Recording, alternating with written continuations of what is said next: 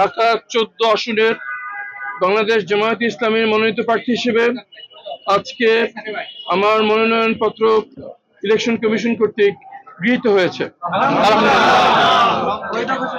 বৈধ ঘোষণা হয়েছে। আমি সকলকে আহ্বান জানাচ্ছি, বিশেষ করে তরুণ সমাজদেরকে, যারা একবার জীবনের ঝুঁকি নিয়ে মাঠে নেমে এসেছিলেন এবং ফ্যাসিবাদকে বিতাড়িত করেছিলেন, আর ঘরে বসে থাকার সময় নেই। সময় এসছে আরো একবার কাঁধে কাঁধ মিলিয়ে, হাতে হাত মিলিয়ে, সকল ভেদাভেদ ভুলে জুলাই সনদকে আক্ষরিক বাস্তবায়ন করার জন্য আরো একবার আমাদের একসাথে মাঠে নামতে হবে।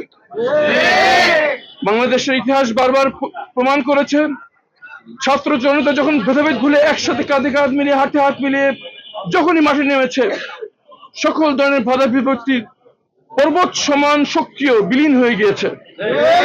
যদি আমরা নতুন বাংলাদেশ চাই, যদি আমরা জুলাই সনদের আক্ষরিক বাস্তবায়ন চাই, যদি মানবতা বিরোধী অপরাধের সাথে যারা জড়িত গুম খুন তাদের বিচার চাই, তাহলে আরো একবার সবাইকে, বিশেষ করে তরুণদেরকে মাঠে নেমে পড়তে হবে। আর হাতে সময় নেই, মাত্র 40 দিন পর আমাদের এই জাতির ভাগ্য নির্ধারণ হতে চলেছে। আসুন সবাই মিলে গড়ি নতুন বাংলাদেশ।